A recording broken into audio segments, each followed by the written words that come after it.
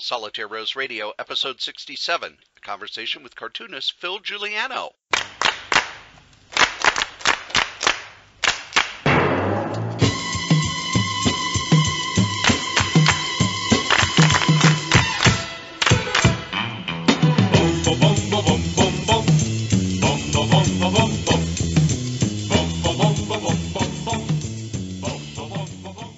SpringCon, the Minneapolis ComiCon, is this weekend, the 20th and 21st. And while I'm not going to conventions anymore, I do still think that the show should get your support. And there are a ton of great cartoonists who are going to be there. Just go to the website, MSP ComiCons. And if you're in the Twin Cities area, just head on over Saturday morning. It's the State Fairgrounds. Just go to the grandstand. Tons of parking right next to it, and there are going to be a lot of local and national cartoonists there selling their stuff. And one of the cartoonists who got in touch with me was Phil Juliano, who, to be blunt, I didn't know before he contacted me. But he's been doing a web strip called Best in Show for years, and it recently did a change where it went from kind of an adult strip to more of a kid strip. And he talks about how he's changed his business plan, how he's now doing art full-time, and all of the things involved in that, and also how he's been able to move what he does with the cartooning into young adult novels, which I think is one of the more fascinating changes in the last, I would say 15 years in publishing, kind of the rise of the young adult book, and how that's almost powering the publishing industry. So Phil has a lot to talk about. The audio is not the best because he had some issues on his end. I tried to clean it up as best I could, but I think that the interview is good enough that you can kind of make it through the audio issues. I used to, it's funny you say that, because I know personally, I used to work in that field for about 15 years. So I've worked with all kinds of children and adults with clinical diagnoses and behavior issues, and you name it, I've dealt with it. So I hear you. I hear you. And you probably know that field's always looking for more people to work. Yeah, there's a pretty high burnout. I never lasted more than 2 years at any position that I did in that field. Yeah, I've been in it, 7 years now. Don't do the math. Don't do the math. It's funny because it can be really easy when it's easy, but it can be really tough. Yep. So I'm wondering if your time working in that field has influenced either the stories you tell or your art style in any way. Not really. I've always kind of had, well, when I was working in the field, I always, entertained thoughts of doing some kind of comic strip or comic book or something featuring the clientele that I worked with. But I never got around to it. Most of the stuff that I write about and draw about is pretty much what I've either done, wanted to do, or read about somewhere else or watched on TV or something. But you would think that all the crazy stories, I'm sure you have lots of crazy stories. Oh, yeah, we have a segment on the regular podcast that I do with Joe called Hanging at the Home. I did 20 years in juvenile justice, and now I work with adult developmentally disabled. So there are a lot of stories. How did you last that long? Especially as a juvenile justice, working with court-placed kids was probably one of the toughest things I've ever done. I mean, because the kids were bad, but because the system was so backwards and underserving, it was absolutely frustrating. And then on top of that, you have these teenagers. Normal teenagers are angry enough. Right. But then you add on a layer of the family's not working right, and they're in the court system. Yeah. I mean, I was pretty disillusioned after my time working in that field. So I had to get out of it. I've been clinically depressed. So how long have you been working on the current strip you're doing? I've been working on this comic strip in one form or another for about 12 years now. it started out as like a slice of life. Dude gets a dog, living with his girlfriend, kind of commenting on modern society, blah, blah, blah, raising a puppy, and, all that new dog ownership stuff. And it kind of morphed into more like, now he's going to be a fanboy, and it's kind of reflected more of the fanboy, beer-loving, baseball-watching side of me. And then about, maybe 2 years now, 2014, yeah, I was getting kind of bored with the old storylines, with the grown-up characters and all that stuff. And I was going through a bit of a nostalgia phase myself, so I thought, well, it's my comic book. I can do whatever the heck I want. So what if I take these characters and just brought them back in time? Because I do a lot of comic shows like you guys do all the time. And I've seen all the cool toys, and, going to these comic shops and you see all the toys that we used to have as kids up on the shelves that are worth, $300, $400, $500 or whatever. And I'm like, man, I wish I never got rid of my toys. And that sparked an idea to take the adult PJ back in time to recreate the Star Wars toys and stash them away for his future retirement. Like sell them on eBay, make $1 million and retire. So that's how that storyline, the shift in storyline, taking everybody back in time, came about. And I'm glad I did it because it allowed me to breathe new life into the characters, into the script. It allowed me to be a little bit more fun and frivolous and kind of relive my childhood, which is what we all do as kids, reading comic books. And now it's to the point where it's the most popular it's ever been. I mean, the kids and all that, and especially the toys and going back and reading comics, especially because I'm assuming we're about the same, and going back and reading the comics and watching the cartoons on Saturday morning and all that is really resonating with a lot of people at the show. And, it's leading to all kinds of other creative outlets. And one of the things that you've announced is that you're in Australia now. Well, yeah, it's when I say I announced it, but after talking with all these folks, I get distributed here in the U.S. to colleges through this company called Cartoonist Content Agency out of Chicago, and in Europe, I was picked up for distribution by Bulls Press, which is a European arm of a lot of agencies here. And then a buddy of mine, Brad Perry, which you need to get on the show because his comic strip Pirate Life is probably one of the funniest I've ever read. He mentioned that the Australian syndicate, Auspac Media, was looking for talent, and so I went ahead and sent them submissions, and they accepted it. So they accepted me into their portfolio for distribution. So it's up on their webpage and it's available for distribution. So if all goes well, people in Australia will be reading Best in Show, which would be pretty awesome. That is pretty cool. Now, how long have you been going to the MCBA SpringCon, which is May 20th and 21st, and you will have a table there where you're selling, I know you've got some print books you're selling. Will you also be doing sketches and things like that? Yeah, I do it all. I mean, I try to have as many different things and do as many different things as I can. I'm a transplant here, so I've been here now about probably 6 years, 5 years maybe. My wife is originally from the area, and we moved back here and we got married. And we've been here. I've been here for 6 years now, 5 years, and I've been going to the SpringCon / MSP Con / FallCon / Fall ComiCon since I've been here. It was the first thing I did when I came here was look for local comic shows, and I've actually been fortunate enough to get a table at that show every year.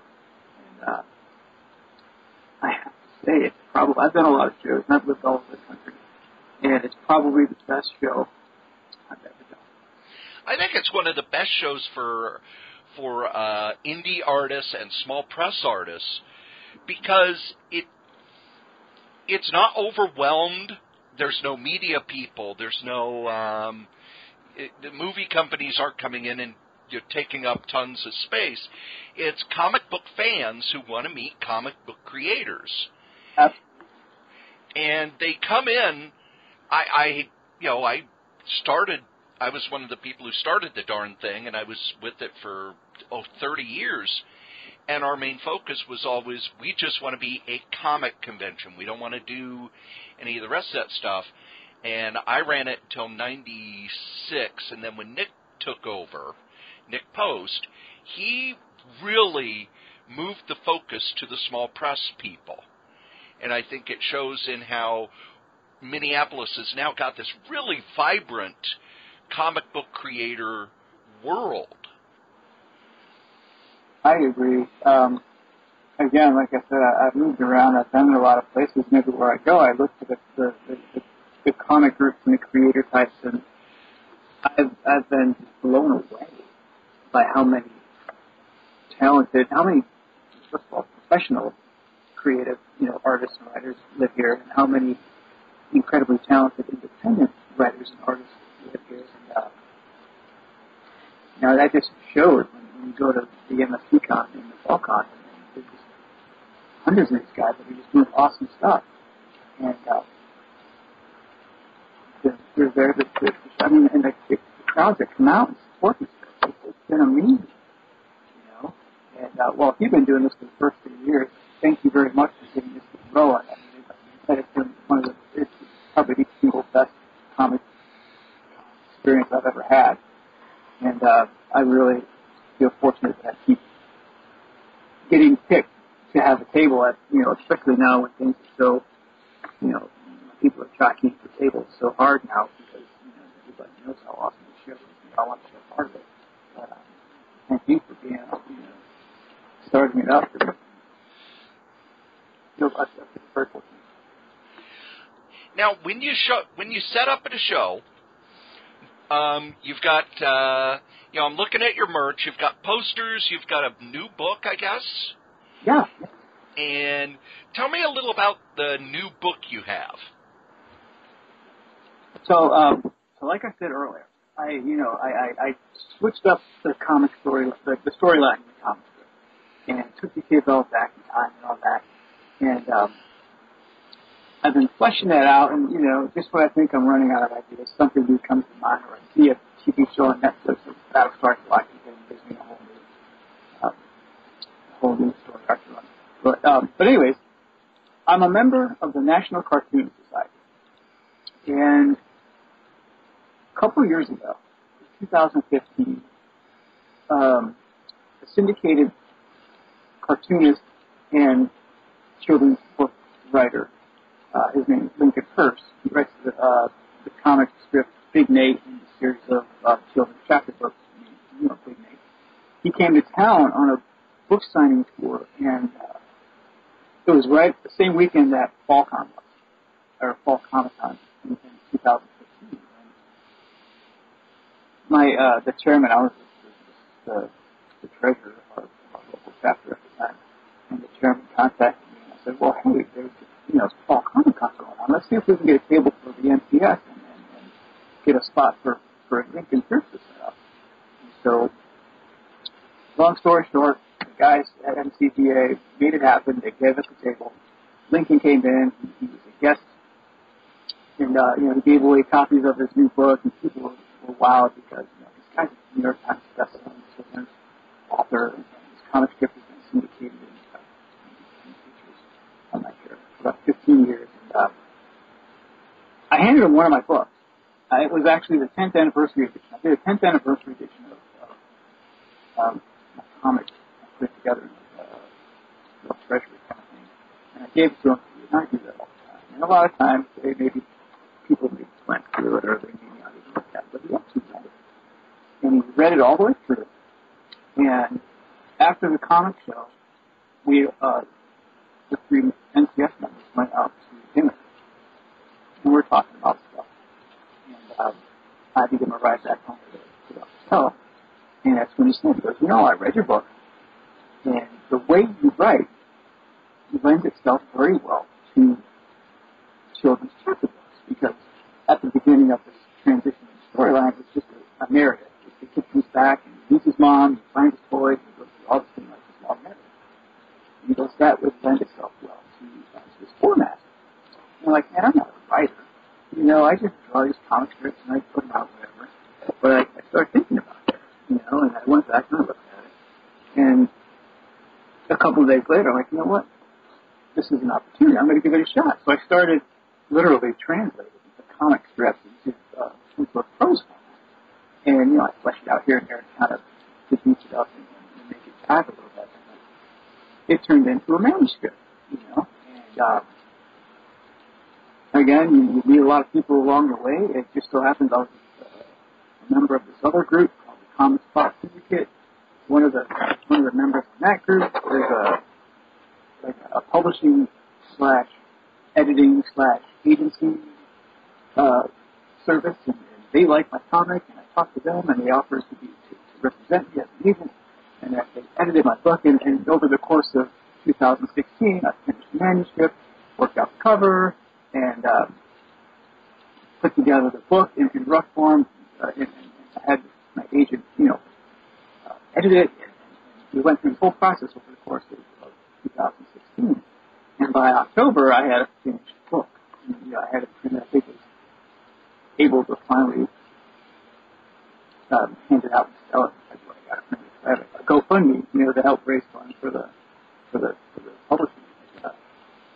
So yeah, this conversation with this guy, Lincoln First, led me to writing a manuscript, which led me to writing a book, and now I'm at the point where my agent is taking it to the Reuben Awards, which is, I'm not sure if you're familiar. Yep, I know the Reuben Awards. That's pretty much the big award for cartoonists, especially in the comic strip world, as opposed to the Eisners in the comic book world. Exactly. So it's like the Grammys of the comic book. And she's actually going to be there with copies of my book representing it to the comic syndicates that are there, and of course, Go Comics, what's that? Andrews McNeil. So, people like, so she's going to be there soliciting it and hopefully selling copies and getting some kind of feedback or review or something.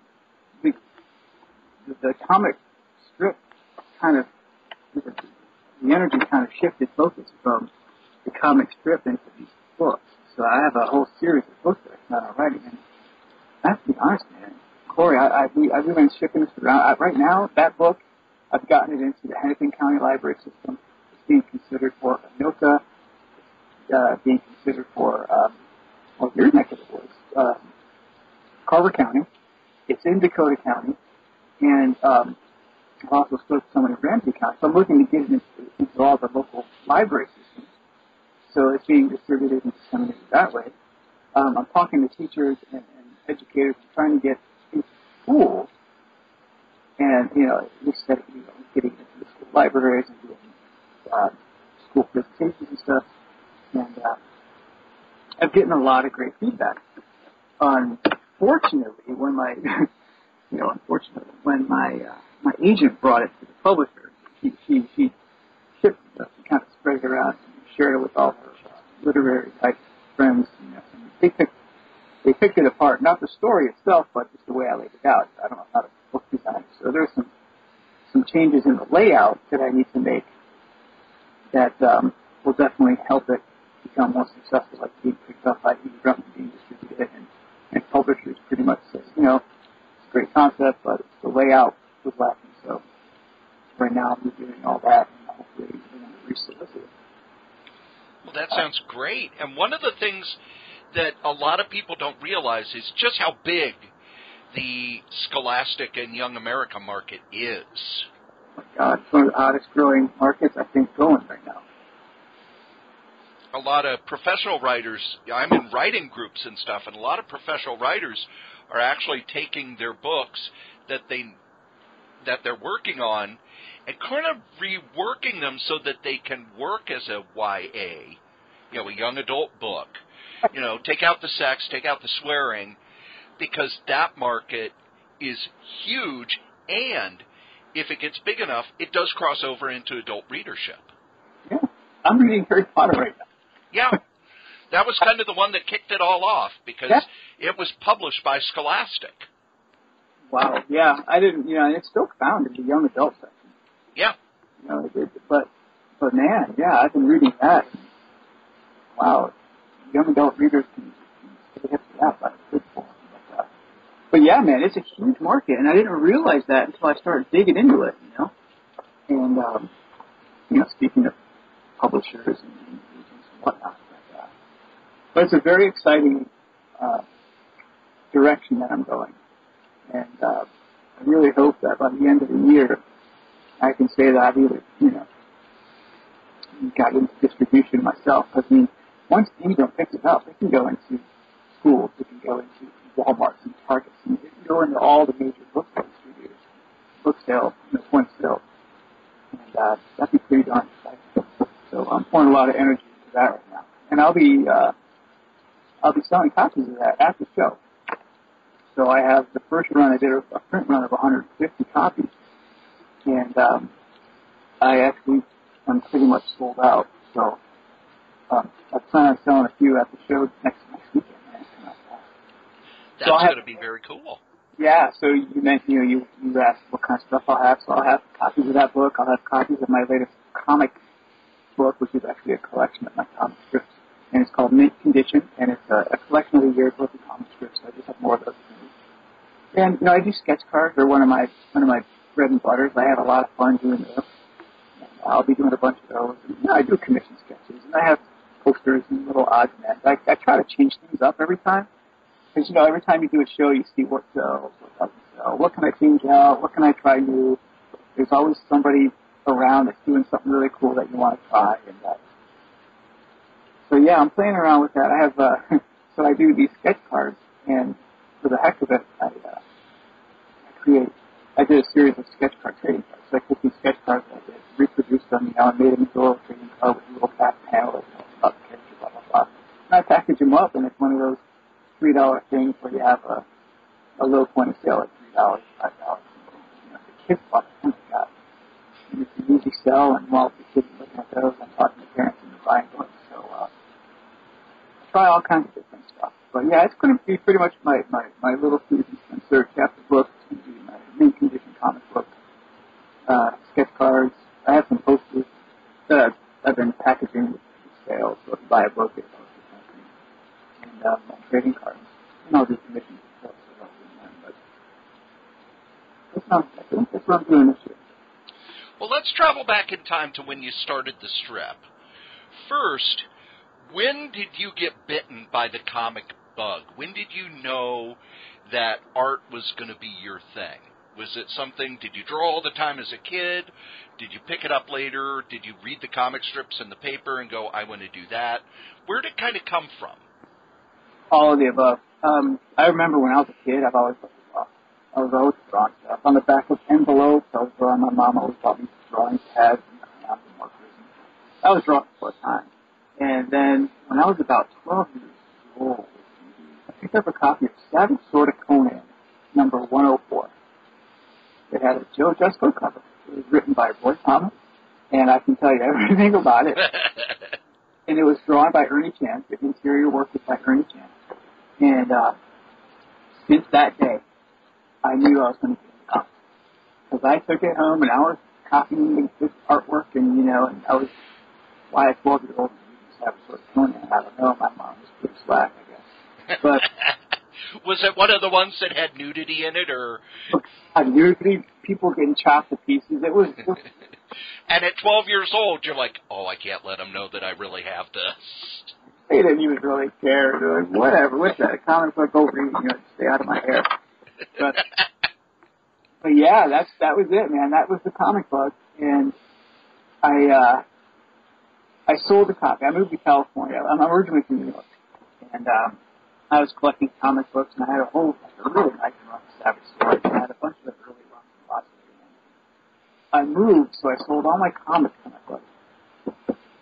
And that was in 2004 or something. And I realized that, the more I got into comics, especially when I started doing comic strips, and I do these interviews and podcasts, and people ask me, well, how did you know you're going to get into this? And I started talking about Savage Sword Conan number 104. realized I sold it. Like, I sold a piece of my career history, you know? And at one of the comic shows, I used to do a lot of comic shows in Pittsburgh. And, believe it or not, they had a lot of great shows. I met a lot of great people. Heck, I met friends over there. A lot of great shows. I had a friend of mine track down that copy for me. Oh, wow. Found me a copy of Savage Sword, another friend, not the guy I sold it to. But I had another friend go to one of the dealers at the show. He found a copy of it, Savage Sword number 104. And it so happened that Roy Thomas was there at the show. So I got Roy Thomas to sign it. Ernie Chan was there at that show. I had Ernie Chan sign it. The only person I didn't get to sign it was the cover artist, Joe Jusko. And he was there. He goes to that show every year. But that year he wasn't there. Oh. And they're like, okay, so next year I'll bring it with me. And I never got to go back to the show. So that's the comic that I never got him to sign. But I have a copy of it signed by the creators. Now I have it bagged up, folded, and it's stashed away in someplace safe. So, I'm hanging on to that history. And that's, I guess that's what you do when you're older and you realize the stupid stuff that you did. You try to get it all back. Like, grab it. Oh, yeah. That's how comic shops make their money. Yeah, right? That's some those that got rid of all this stuff. But yeah, that's how I got started, man. And then, I was doing independent comics with my buddy, the guy I sold my comics to. And we were doing that for a while, doing these little ash can things and digest sites and, small press stuff. In about 2004 is when I got my dog, and that's when I decided, all of a sudden I'm writing stories about my new dog, and that kind of launched the comic strip fest and show, and I've been working on that since. So. Now, I got to be honest, when I look at your art, even back to the earliest stuff that's on your webpage, I don't see an influence of, because in my mind, you've got, Ernie Chan did that, and it was very much, a lot of guys who worked on Savage Sword just kind of worshiped John Buscema. Oh, yeah. To the point where one of my favorite stories about it is they had all these Filipino artists who would do the inking, especially in the 70s. And they had one job that they sent over, and it was late coming back and late coming back and late coming back. And finally the editor had to call the agent in the Philippines and go, we really need this book back. We're running late. And they went to the inker, and the inker was like, the art's too beautiful. I can't touch it with the inks. Oh, really? All I would do is destroy it. Wow. So Buscema had this very, I like to call it a Hal Foster style. He was very influenced by Hal Foster and Bruno Hogarth and guys like that. And your stuff is very cartoony, even back then. So when did you kind of decide that you weren't going to draw like those? You were going to kind of do a more cartoony style? Probably when I started. As a writer, creator, your work always evolves, And it all depended. If you go back to the very beginning, when I started the comic strip, I wanted to do something that was cartoony, not too much comic book, And you look back at my first comic strips, and the artwork was horrible. It's amazing how the artwork developed. But, over the course of the comic strip, and over the course of my career, I started researching, and I started studying. I started taking apart instead of just watching Saturday morning cartoons. You mentioned Chuck Jones. You did mention Chuck Jones. I think Chuck Jones. You can always mention Chuck Jones. I love Chuck Jones. Right, so I started looking at the comics, watching the cartoons, and I'm reading and listening to documentaries on them, reading his books, and starting getting into the method and the philosophy stuff behind it. And my artwork started to change.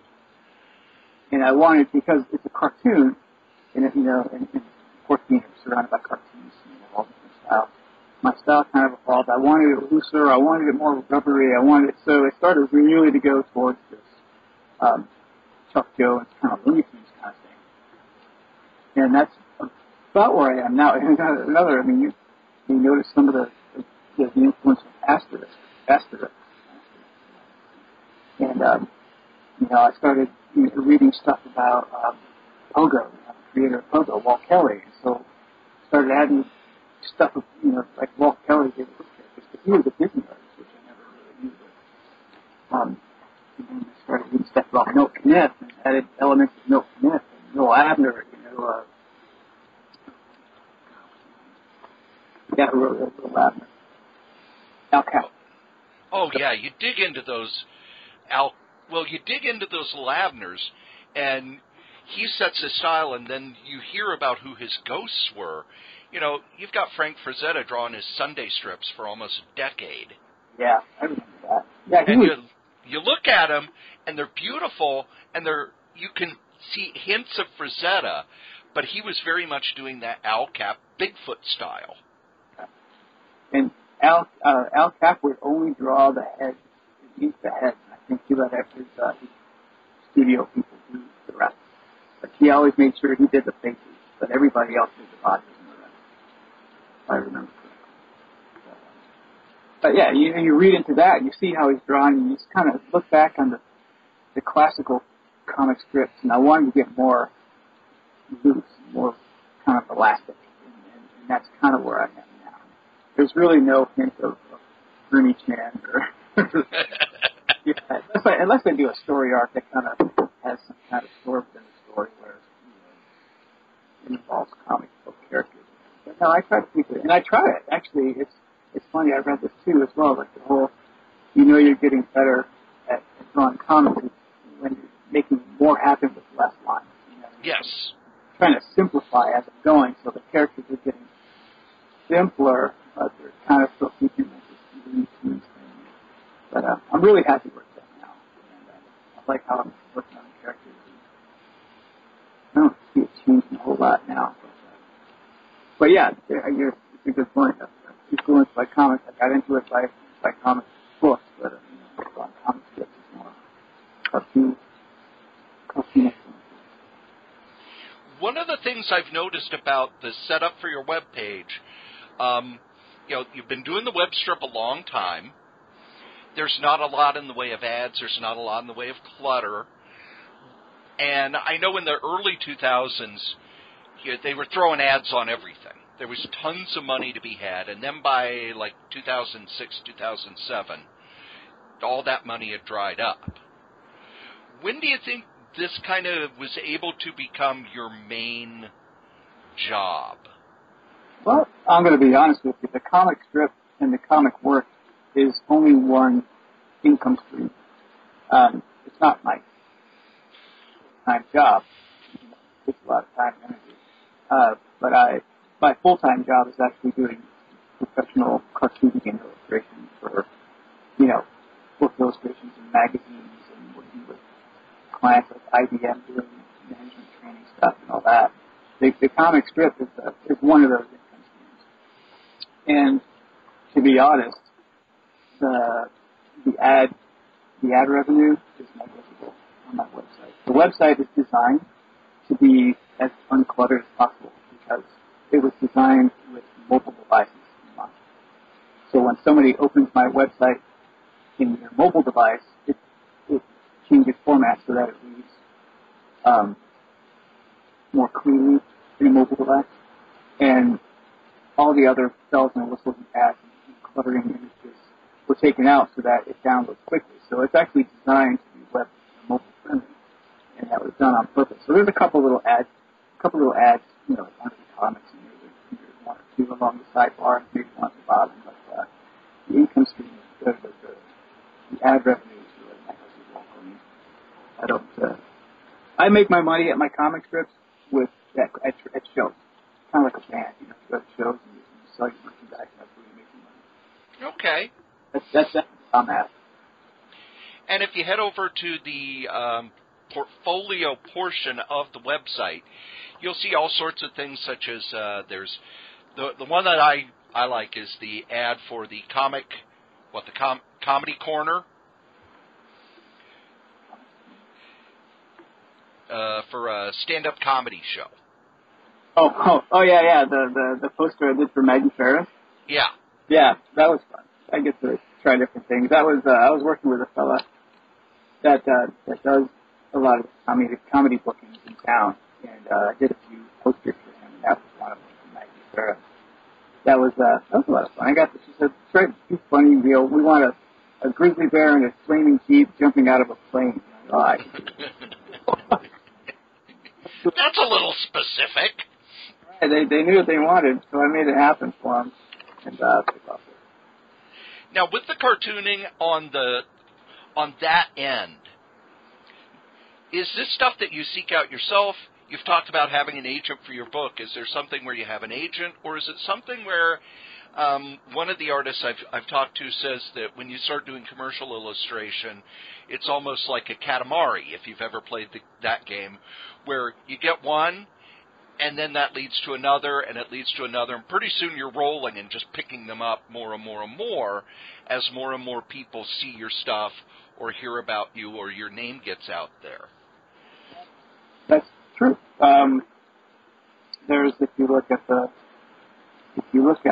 portfolio piece, I started out, I have to hustle, and everybody else in the freelance world has to hustle for the work. And yeah, you get some really nice big clients, and then you get exposed to other clients, and that happens. But for the most part, at least in my experience, you have to hustle, and you have to look for work. So, I use these websites, these little freelance websites, and I book a lot of work there, and that leads to regular clients, which is really nice. And then there's a good example of what you're talking about. If you look at the portfolio, there's that cartoon with the forest ranger and the grizzly bear. I Yes. did that for it's an online publication called the Grizzly Times, and I was doing regular cartoons for them for blog posts, and that led to someone at Outside Bozeman magazine seeing the artwork, which if you look over, there's a woman hunter holding a map out in the woods. That was a piece of illustration where the editor of that magazine saw my work at Grizzly Times and contacted me, which was really nice. And that led to a regular illustration gig with that magazine. So for me, it's both ways. Some of the work kind of, you get referrals. I just did an album cover, which was a referral, and super stoked about this hip-hop artist back east. He's in New York, and I got to play around and try some different things on that, but it came out really cool. So yeah, man, it's both. You get some referrals, and that's great, but in my experience, you just gotta hustle. And on top of that, maintain your comic strips and comic shows and merchandise, and writing books, maintain your manuscripts and writing books and doing that. It's never ending. You know this. You work like a dog. Oh, yeah. And, we just passed 300 episodes of the regular podcast, so, yeah, I know what it's like. How long have you been doing your podcast? We started in 2010, and then I started doing kind of this solo podcast, doing interviews and stuff, in about 2012, because our first year, we didn't think anybody would listen. And, we were just doing it to do it. And then all of a sudden, you start to realize that people are listening, and then they start telling people. And then when I started doing interviews, it was, okay, I just want to talk to interesting people. Yeah, that's got to be a cool part. And if you go back through the interviews, I just don't interview just comic people, and I interview a lot of different people because I think everybody's got a real interesting story. Yeah. And when I look through your portfolio, you've got stuff, I did this for IBM. I did this wedding announcement. I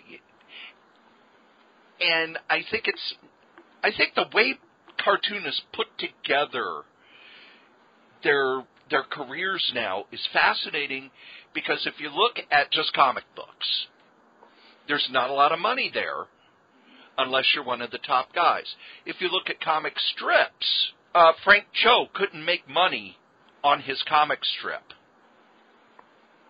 He had to go into comic books. Yeah, it's funny you say that, because it's kind of like that across the board. My dream was to become a syndicated cartoonist and be in newspapers, blah blah blah. And truth be told, I've accomplished that. I'm syndicated. I'm in newspapers. I'm distributed in different countries and stuff. But it's not making money. You know what I mean? Not because the state of the business, the industry. Yeah. It's not just here that newspapers are tanking, man. It's across the globe. So it's not as what it was when Al Cap was, when those guys were celebrities, in the 40s and 50s. They were movie stars. They were making millions of dollars because there were millions of newspapers. And, what was it, like 800 newspapers was nothing. These people were being viewed by 600 million people a day across the world. I mean, they were making bank, and now they're all rolling in suits. Man, Charles Schultz built his own city, I think, out in Santa Rosa.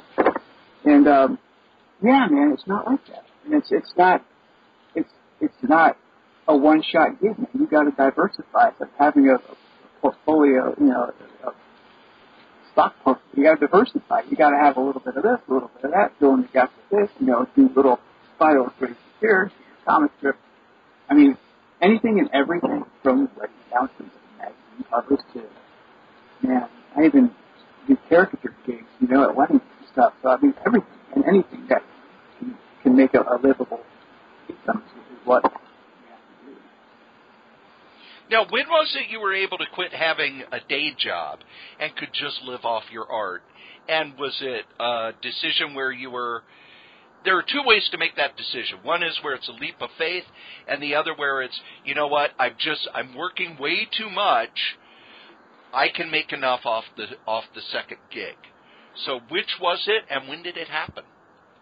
Again, it's one of those things where it's a little bit of both. It happened in February of 2014, and it happened, well, I'm going to add another element to this. It happened because I have a wonderfully supportive spouse.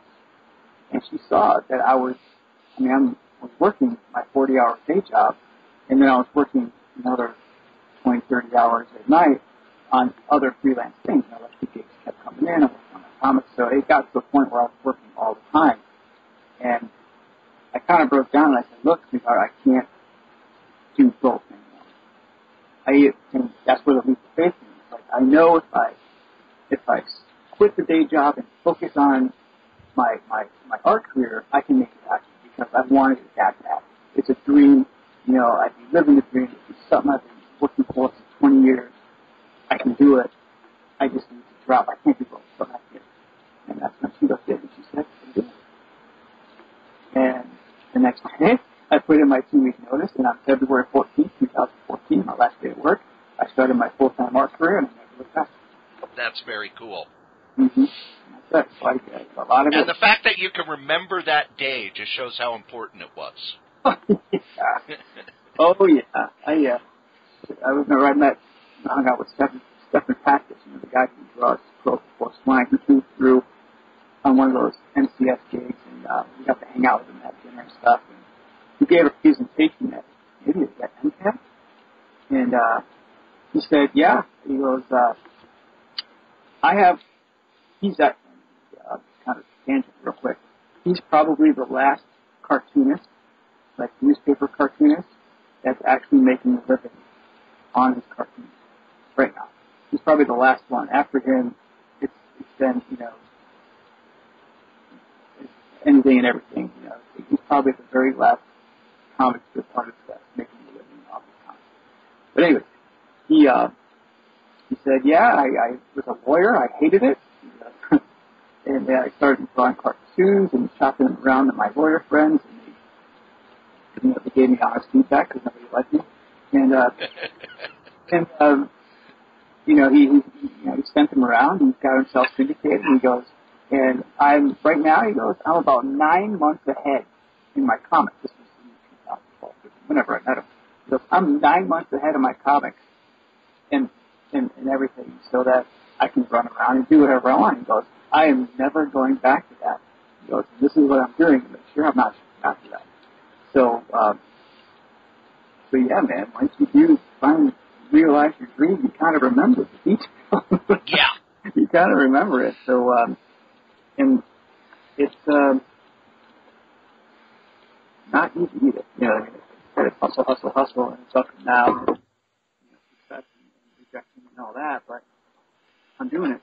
And each year I get, my business grows. So I'm on the right path.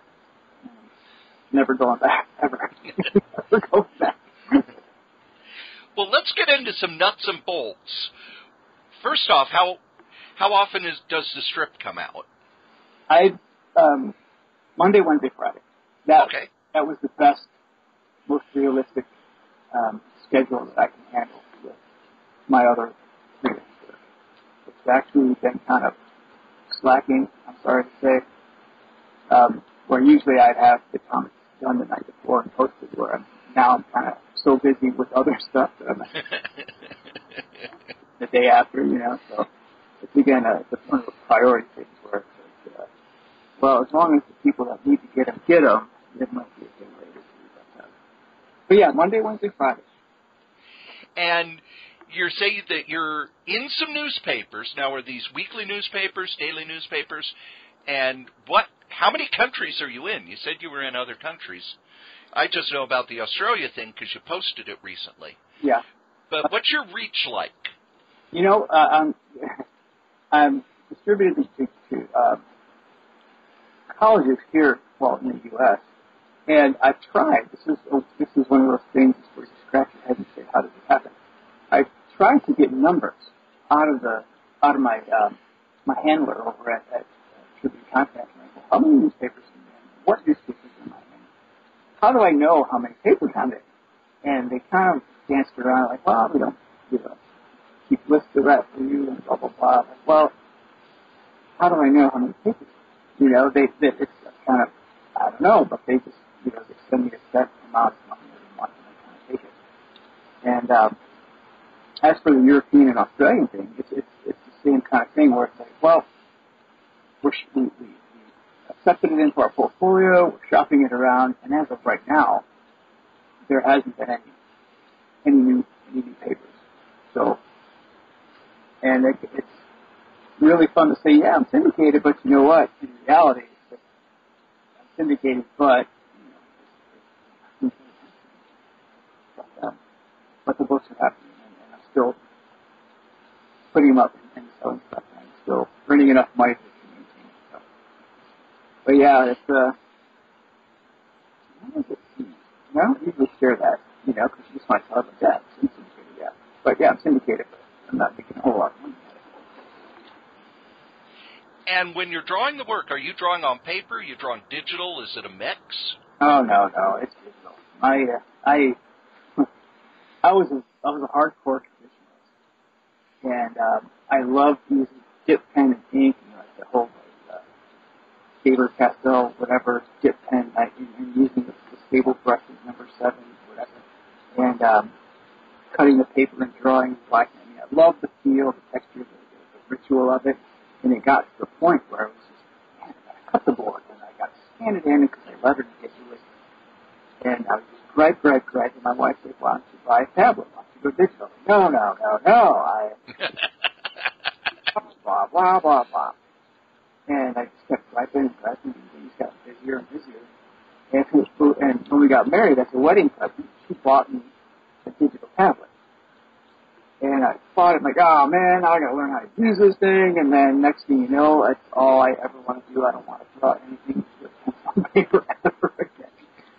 That's just so easy and expedient. I need to make a change. All right, select tool, edit, boom. Or I need to, it just expedited the process immensely. And now, I can do work on 3 things at once. It's like 3 windows open on 2 screens, and I'm coloring here and I'm inking here and lettering here.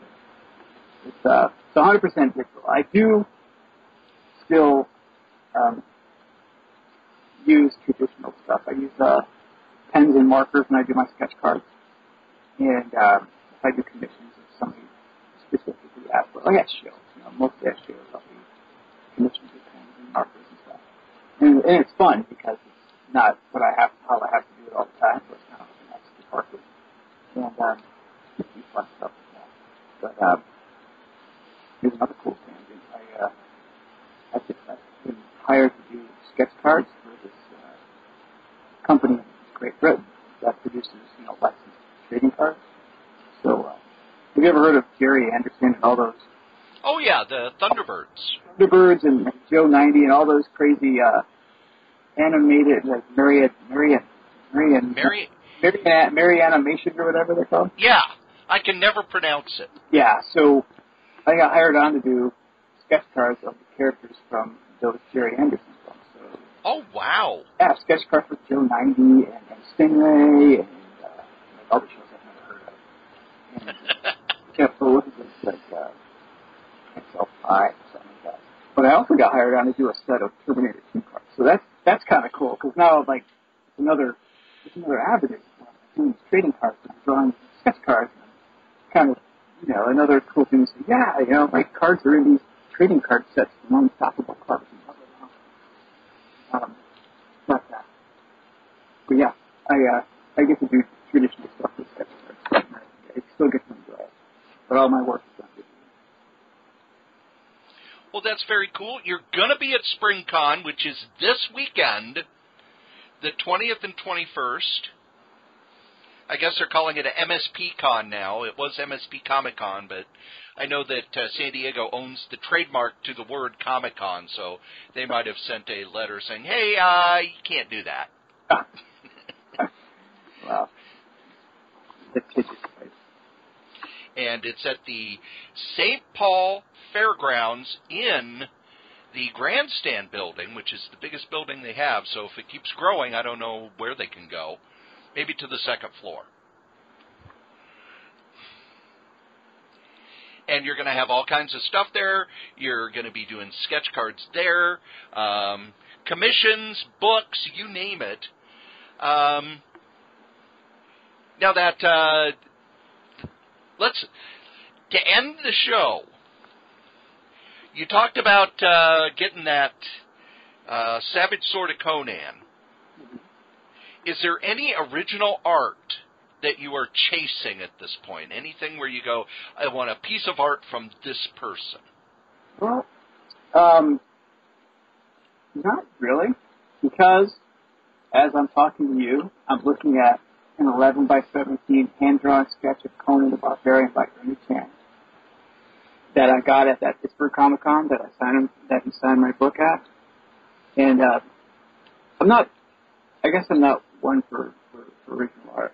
I love it, I appreciate it, but I guess I never wanted to spend money on it. But I spent money on this piece because it is that essential to who I am and where I am and what I'm doing right now. But that was the only piece I wanted, and he was at that show. And you know what, Cory? He died maybe a year or two after that, so I was very lucky to get to meet him, to have him sign my book, to get me to a sketch with me. And, but I can't say that I need, I met all these guys, and I got like all little sketches and stuff. But I can't say that there's anything I'm chasing right now. I found it. I have the one piece that I would actually pay money for, and I'm looking right at it. So that's pretty cool. Well, thanks for talking, and everybody go and get that book. Get that, Little Peach and Spencer. The Amazing Time-Traveling Toy Rescue. And that was Phil. I want to thank him for being on the show. We do have sponsors, because all of the podcasts on the Solitaire Rose Network have sponsors, and here they are. That's right, here at the Solitaire Rose Radio Network, we have ads, and our first sponsor is me. That's right, your charming and delightful old Uncle Rat Bastard. I have my first book out with Dangerous Dan Moore. It's the first 100 strips of our online web strip, Worldwide News, the story of the lowest rated cable news network. And you can get yourself a copy with commentary, with all sorts of extras, with signatures and everything. Just email Dan over at lordshadowflame@gmail.com. Our top sponsor, who's been with us since day one, is DreamHost. DreamHost.com. You need yourself a website, and DreamHost.com is the #1 web host in the whole known universe. Just head over to DreamHost.com, put in the code KRAYZ, KRAYZ, get $20 off your first year. How can you beat that? Our other sponsor is Graze, GRAZE.com. Healthy snacks for a healthy lifestyle. Just head over to Graze, put in the code CORYS, 3R5P. Your first and fifth box are free. You could get them weekly. You could get them bi-weekly. You could get them monthly. You could just order a whole bunch of them. It's great stuff to keep you away from the vending machine at work. Now, if you would like to leave a comment for any of the podcasts that we do, we'd love those. Go ahead and email us at solitairerosenetwork@gmail.com, or you can call 952-856-0519. Operators are standing by. Okay, it's just a place that will record your calls, but we'll play them on the air. We'll answer your questions. We love getting feedback. Tell us what you think. Ask a question. Suggest a topic. Be a guest. Send us your stuff. SolitaireRoseNetwork@gmail.com. If you would like to advertise on any of the Solitaire Rose radio shows, you can. Just email us at SolitaireRoseNetwork@gmail.com. Subject advertising. Thanks. This is a pretty special week here at the Solitaire Rose Network. Monday, we had Crazy Comics and Stories, where Joe and I talked about Free Comic Book Day. Yesterday, we had the second episode of Bad Advice, a new podcast I'm doing with Dan Moore and Wolfie B. Bad. Today is the interview with Phil Juliano. Tomorrow is an interview with Carl Kessel, who's been in comics since the early 80s and has a new Kickstarter coming out for his creator-owned comic Section Zero, which had 3 issues come out back in about 2000, and now he's bringing it back with artist Tom Grummett. We sit down, we talk about that, we talk about his career, and we talk about Jack Kirby. And then Friday, Novelcast returns. I know people give me a lot of crap, but Novelcast does take a lot of time, and I haven't had a lot of time, but I wanted the week leading up to MSP ComiCon to be kind of special. Get back to one of those where there's a podcast every week. So I hope everybody enjoys that. Look at the show notes to get to Phil's website and to pick up his books. If you can't make it to MSP ComiCon, you can order his stuff off the website.